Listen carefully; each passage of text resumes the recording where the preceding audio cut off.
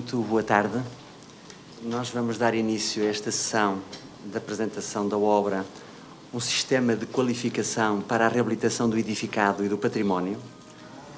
Eu, em primeiro lugar, queria cumprimentar os autores da obra, o Sr. Engenheiro Vítor Coias e o Sr. Dr. João Martins. Queria também cumprimentar os oradores convidados, a Sra. Professora Maria Calado e o Sr. Professor Luís Guerreiro, que vão ter intervenções imediatamente a seguir esta minha curtíssima intervenção.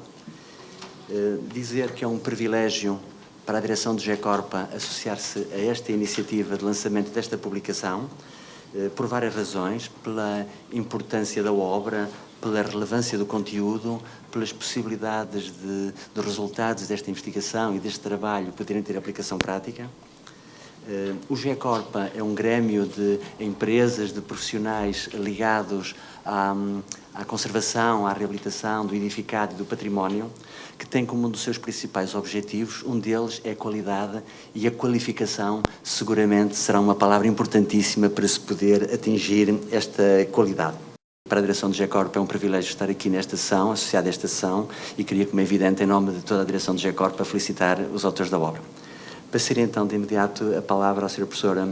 Maria Calado, que vai fazer uma intervenção sobre o valor do património cultural e a importância, peço desculpa, da sua salvaguarda. A Sra. Professora Maria Calado, de uma forma breve, vou só salientar duas ou três notas curriculares, é licenciada em História pela Universidade Clássica, com pós-graduação em Museologia, com doutoramento em Arquitetura na especialidade de História e Teoria na Universidade Técnica de Lisboa, uma enormíssima experiência académica na Faculdade de Belas Artes e na Faculdade de Arquitetura, foi vereadora da Câmara Municipal de Lisboa, tem um conjunto enorme de publicações, faz parte do Conselho Nacional de Educação e do Conselho Geral da Comissão Nacional da Unesco, por outras palavras, um vastíssimo currículo. Passava de imediato a palavra. Muito boa tarde a todos. Começo por agradecer o convite para participar aqui nesta importante sessão de lançamento desta obra e agradeço ao engenheiro Vítor Coias, que me dirigiu o convite, mas quero felicitar os autores pelo trabalho que aqui nos trazem, por um livro que é já sempre um acontecimento, a edição de um livro, mas um livro que vem atuar neste domínio da reabilitação do património, que é, de facto, essencial para a nossa sobrevivência enquanto comunidade, enquanto país, enquanto indivíduos. E o desafio que me foi feito foi de fazer umas breves palavras, trazer aqui umas breves palavras sobre o valor do património cultural e a importância da sua salvaguarda. Penso que será óbvio para todos que o património cultural tem um valor inestimável e sem ele nós não temos assegurada a nossa identidade como comunidade, mas diria que o património cultural é hoje constituído por um conjunto de bens herdados do passado, muito obrigada, herdados do passado e que procuramos usar da melhor maneira na contemporaneidade e requalificá-los através desse uso e da intervenção que neles fazemos. Portanto, dentro deste património cultural muito vasto, muito diversificado na sua tipologia e categoria de bens, certamente o edificado é essencial. E eu diria mesmo que não se pode falar de património material e imaterial numa dimensão concreta sem colocar no centro o edificado. Porque, de facto, do ponto de vista da teorização dos conceitos, dá-nos algum jeito, passa a expressão, de fazermos a caracterização e a definição de vários tipos, os bens materiais, os bens imateriais ou intangíveis, que cada vez mais referimos, mas o que seria dos bens imateriais, o que seria das tradições, da gastronomia, da música, de tudo aquilo que também faz parte de uma identidade, sem a materialidade que as fixa e sem as pessoas que com elas se relacionam. Portanto, o edificado está de facto, e esteve sempre desde as metodologias de intervenção no património, desde o século XIX, apuradas no século XX e hoje apoiadas por instrumentos cada vez mais inovadores e por metodologias como esta que aqui nos é trazida hoje, cada vez mais concretas e mais extensivas a uma comunidade de intervenientes cada vez maior. Portanto, esse património edificado é constituído por uma diversidade também ele próprio de tipologias, desde o edifício singular aos conjuntos de escala mais urbana, conjuntos de enquadramento mais rural, mas diria que a própria classificação de património edificado nas suas tipologias de bens patrimoniais também tem evoluído, e os organismos internacionais que estabelecem essas categorias e que nós depois aplicamos, que são sobretudo a Unesco, subsidiada pelos seus organismos técnicos consultivos, como o ICOMOS e outros, também têm vindo a evoluir e têm vindo a acrescentar novas categorias. Quando a Unesco estabeleceu a sua Convenção de Património Material e Imaterial em 1972, à luz da qual nós temos classificados vários bens do nosso património, os Jerónimos, a Torre de Belém, o Centro Histórico de Évora, Angra do Heroísmo, etc., a paisagem vinheteira do Douro, vários outros, essa convenção falava muito serenamente em património cultural e património natural. A natureza era a natureza não humanizada, como se de facto isso fosse absolutamente possível, e era o cultural, que era aquilo que tinha uma expressão de valor histórico, artístico. Em 1992, quando a Convenção que permitiu essa classificação e que fez com que os Estados estivessem todos de acordo e transpusessem para as suas legislações essas categorias, em 1992 já acrescentou mais um conceito, que é o de paisagem cultural. Quer dizer que não há a separação entre a natureza e a cultura, são duas faces da mesma moeda, e é preferível classificar conjuntos ou identificar conjuntos, como o caso de Sintra, que foi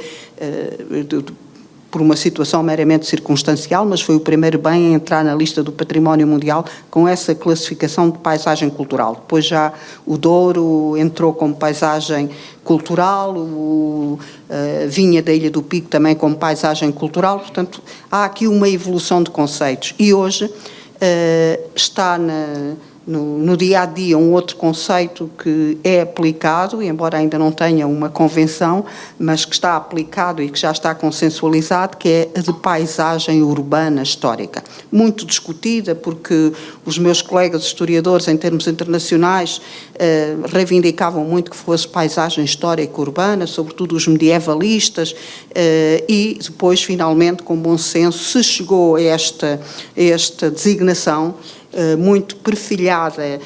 por quem intervinha de facto na realidade, os urbanistas, os arquitetos, os engenheiros e alguns historiadores, entre os quais me coloco, sobretudo os historiadores que tratam da cidade e da história do território, em que de facto é uma paisagem urbana histórica, porque ela é contemporânea, é urbana, que é edificada e é contemporânea e tem um valor histórico. Porque as cidades, e afinal o edificado vai sobretudo ser expressivo nas cidades, as cidades têm uma condição muito particular como bens patrimoniais, é que têm toda a dimensão histórica do passado, todo o tempo do passado, na dimensão única da nossa contemporaneidade. Isso faz delas objetos muito complexos e isso também faz emergir a necessidade absoluta de metodologias, de processos, de sistemas como este que se remete exatamente a processos de qualificação para a reabilitação do património. Portanto, o conceito de paisagem urbana histórica é o conceito que é cada vez mais aplicado, e intervir num edifício, mesmo que essa intervenção seja singular, e significa também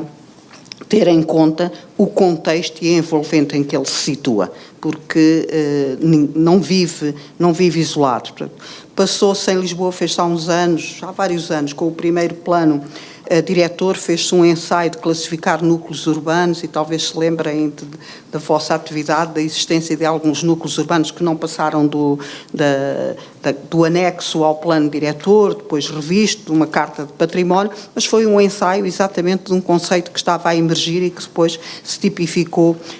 como paisagem urbana histórica. Portanto, reabilitar é importante, porque sem a reabilitação nós não temos a preservação de um elemento identitário que é o património, que é propriedade pública ou privada, com respeito absoluto por essas duas dimensões de tutela, mas que, de certa maneira, a todos serve e a todos diz respeito, porque ele se insere num contexto de território, de urbanidade, que é essencial e para isso contribui. Portanto, esta obra que aqui nos é trazida hoje, eu diria que tem a oportunidade e tem a pertinência absoluta, a urgência absoluta de ser aplicada e de servir um sistema de qualificação, porque estamos num momento exatamente de uma certa maturidade nessa consciência do que é o património cultural e, sobretudo, o património edificado, e estamos, de facto, também numa rapidez de transformação ao nível da intervenção, ao nível dos processos onde intervém uma diversidade enorme de profissionais. Portanto, é também esse aspecto que é importante realçar e que a obra serve. Não é? Há uma diversidade enorme de profissionais a intervir na reabilitação, e é importante, em tempos diferentes, seguramente, com aspectos distintos, desde os estudos aos projetos, à obra, à própria dimensão entre o restauro e a reabilitação, consoante as diversas características, mas faz falta em Portugal, e é importante que tomemos a consciência de que a reabilitação tem que ter um suporte e pode ser muito mais eficaz e muito mais qualificada e traduzir muito mais valor cultural, valor social. Ao valor social está associado o valor económico, seguramente, mas traz muito mais suporte a esse conjunto de valores do que intervenções casuísticas. Algumas muito bem, resultam bem, mas na cadeia de intervenientes, que vão até às várias dimensões da obra, seguramente ter um sistema de qualidade é muito importante. Portanto, eu não me alongaria muito mais. Congratulo-me com o aparecimento desta obra, penso que todos nos devemos congratular e desejo que ela produza consequências que são, de facto, positivas para todos nós. Nós sabemos que não vou entrar na dinâmica económica, mas que há uma dinâmica associada à reabilitação essa dinâmica e as consequências dessa dinâmica podem ser muito mais produtivas se forem também enquadradas por um sistema deste tipo. Diria ainda, para concluir, que há hoje um património com idades muito diferentes. Não é apenas o património de valor histórico, não é apenas o património do passado. História é a linha do tempo, tem o passado e o presente, vai do passado ao presente. Portanto, nós hoje temos problemas de reabilitação, não apenas com sistemas de construção tradicional, com materiais tradicionais, que são medievais, do século XVI, do século XVII e XVIII, mas temos problemas já com as primeiras obras modernas do Botão. Nós fazíamos no outro dia uma avaliação ali da Igreja do Coração de Jesus, que foi um exemplar da arquitetura moderna, com uma grande inovação para a época, do ponto de vista da tipologia espacial e da renovação da Igreja, mas do ponto de vista também da representatividade do movimento moderno e do sistema construtivo, e nós vemos como é que o betão, e algum tipo de betão, ao fim de algum tempo, também precisa de uma intervenção. Portanto, temos que olhar com novos olhos e temos que procurar aplicar processos qualificados e, sobretudo, também transpor este conhecimento para todos os intervenientes. Desde logo, eu diria que para as universidades e para os estudantes que trabalham nesta área é muito importante, nas diversas formações, mas também muito significativo para para outro tipo de profissões com graus diferentes no sistema de classificação das profissões que têm que intervir ao serviço de um diretor de obras e de empresas. Isto, por exemplo, pode servir muito bem a conflitos e pode resolver conflitos que, mesmo em grandes monumentos, em grandes obras, surgem por vezes entre o projeto de arquitetura para reabilitação, o projeto de engenharia que serve o projeto de reabilitação e os vários projetos de restauro. Se for uma obra em que há vários, que há madeira, que há talha, que há azulejos, que há vários elementos inerentes à mesma obra, considera todos esses aspectos e pode, de uma forma global, ajudar em muito este domínio, esta área, tendo como bem último a valorização do património, que é isso que nos importa, que é a adequada valorização no sentido cultural, sobretudo essa perspectiva, reabilitando-o corretamente, permitindo o seu uso e valorizando em termos daquilo que transmitimos às gerações futuras, quer seja na dimensão privada, quer seja numa dimensão pública, que sempre está inerente ao património, não em termos jurídicos, mas em termos de uso cultural. Nós passeamos pelas cidades, pelas vilas, pelas aldeias, pelas paisagens humanizadas